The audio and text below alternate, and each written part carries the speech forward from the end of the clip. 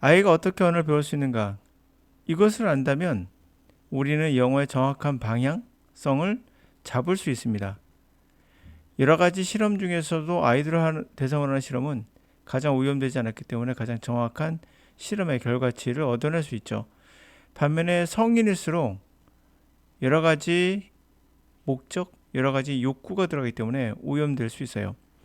그러므로 언어를 배우는 데 있어서, 영어를 배우는 데 있어서 정확한 방향타는 아이입니다. 그래서 수많은 언어학자들이 아이를 가지고 대상으로 실험한 이유도 바로 거기에 있다 볼 수 있겠죠. 가장 유명했던 또 실험 중에 하나는 바로 워그 테스트입니다. 워그 테스트에는 그림을 보여드리면 바로 이런 그림인데요. 여기에 워그가 하나 있어요. 근데 워그란 놈은 사실 존재하지 않는 거예요. 그리고 또 다른 어거가 있습니다.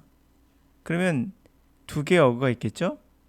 그럼 두 개의 워그를 어떻게 표현할까 했을 때 이것을 갖고 했던 실험으로서 진 버코 글리슨이라는 심리 언어학자가 이 실험으로 아이들은 단순하게 모방하는 게 아니라는 것을 알게 됩니다. 이게 중요한 실험이었는데요. 여기서 더그스 캐스라는 것을 알아요. 근데 워그라면 처음에 봤던 가상의 동물이죠. 보여줄 때 아이는 웍스라고 합니다. 어쩌면 우리는 당연하다 생각할지 모르나 어린아이라는 걸 명심해 두시고 들어보시면 아이가 어떻게 언어를 습득하는지를 알 수 있는 부분이었어요. 자, 워그 테스트 전에는 이게 도입되기 전에는 많은 연구가들은 어떻게 하이퍼사이즈드 가설을 세웠냐면요. Children learn language. 아이들은 언어를 배우는데 mimicking the people around them.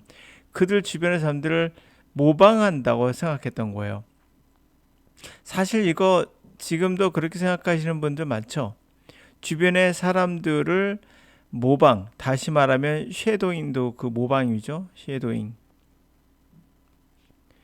이런 거 또는 반복해서 말하기 이런 거를 우리 언어를 배울 때 여러분들 주변에서 모방이란 말을 많이 하잖아요. 이거 아닙니다. 네. 하여튼 반복하는 거 이거 모방에 속하죠. 미미킹 하는 거라고 생각했으나 그게 아니라는 거죠. 이 true 물론 이것이 인풋이라는 건 중요하다는 건 사실이에요. 당연히 이것도 인풋은 있었던 거죠. 모방이라는 것도 이제 인풋의 개념에서 본 건데요. 그러나 works는 imaginary creatures 가상의 생물체고요. 아이들은 never encounter before 전에 만난 적 없어요. 다시 말하면 이 존재가 뭔지도 모릅니다. 그러면 우리가 모방한다고 생각을 했었는데 이 존재가 뭔지 모르는 상태에서 그럼에도 불구하고 they still know 그들은 여전히 알았다는 거죠. How to form the plural of them 그들의 복수 형태를 만드는 방법을 알았다는 거예요.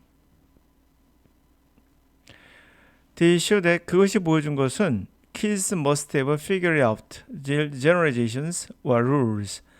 바로 아이들은 must have figured out 파악했다는 거죠. 분명 파악하고 있었던 거예요.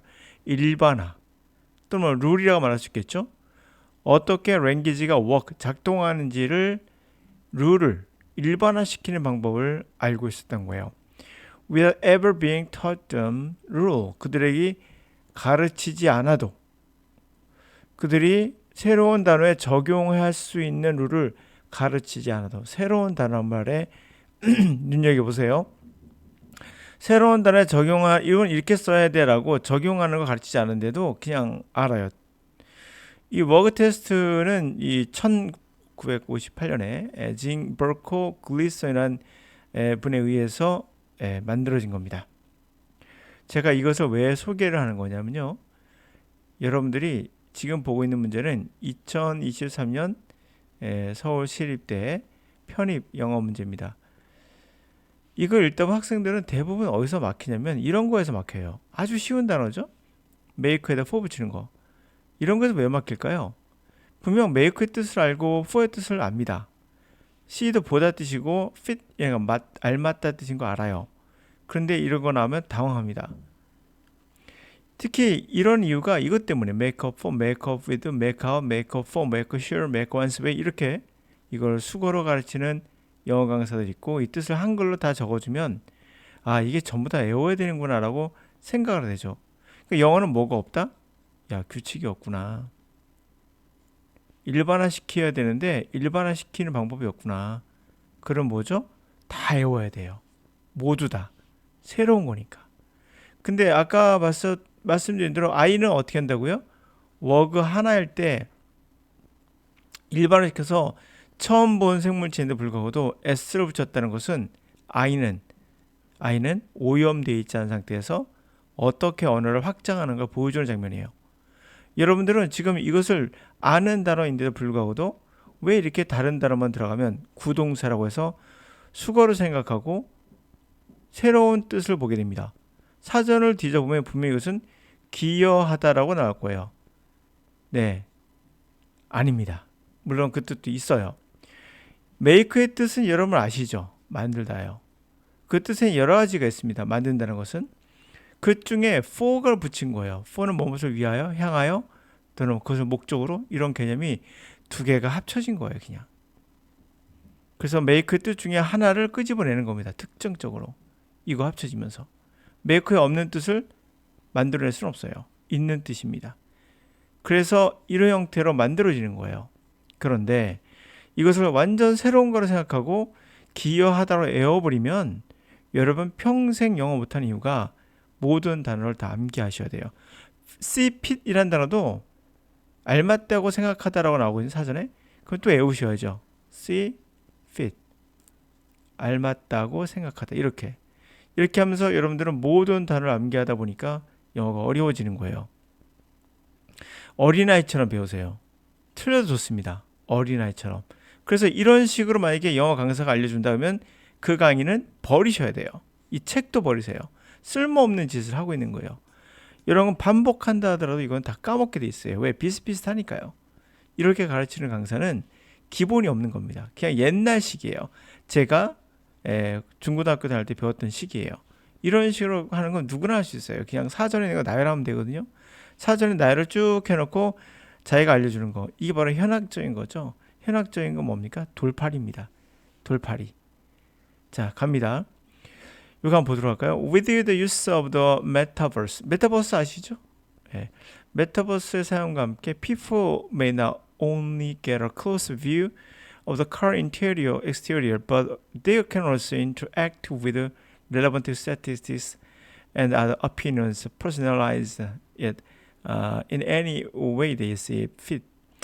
그 메타버스를 사용하면서 사람들은 단지 클로즈업해서 차의 인테리어나 외부를 보는 것이 아니라 그뿐만 아니라 또한 그들은 상호작용을 하죠. 관련된 통계를 좀 보거나 또는 다른 의견들을 봐서 퍼스널라이즈, 개인에 맞춘다는 것을 그것을 커스터마이징 하는 거죠. 어떤 형태로든 그들이 알맞다고 보았던 방식으로 그들이 알맞네 라고 생각했던 방식으로 커스터마이징 하도록 해준다는 거죠. Since VR comes without a biased sales pitch or even visiting a showroom, this entire experience helps boost buyers' confidence and makes for more pleasant shopping experience. 이 VR은 결국에 뭐를 가지고 있지 않나요? 편협된 판매 피치란 말은 목소리 올리는 거잖아요. 그러니까 이거를 판매하려고 의도적으로 우리가 피치를 올리죠. 그걸 생각하시면 돼요. 그런 거 없죠. 심지어 쇼룸을 방문하거나 그런 것도 없죠. 이러한 없이 그렇기 때문에 이러한 전체적인 경험은 뭐를 부스트하는 데 도움을 줄까요? 부스트는 이제 북돋아 올리는 거죠. 바이어의 확신을 당연히 부스트해주고 그리고 make 좀 더 유쾌한 쇼핑의 경험을 만들어주겠죠. 제가 만들다라고 해석했거든요. 그래도 이해가 되셨죠? 왜 그럴까요? make의 여러 가지 뜻 중에 하나를 끄집어내지만 만들다를 벗어나진 않아요. 그럼 for란 뜻은 뭡니까? 향해서. 그럼 make for는 뜻이 여러 개가 나올 수밖에 없죠. 뭘 향해서 만들어간다는 얘기는 다시 한번 그러한 분위기를 만들다가 되기 때문에 조장한다? 란 말도 되고 뭐뭘 향해서 길을 만들어 간다면 그걸 향해 가는 거고 무엇을 얻고자 뭔가 분위기를 만들어 간다면 그것 또한 뭐 기여한다 말 될 수 있겠죠. 그 여러 가지 의미를 만들 수 있어요.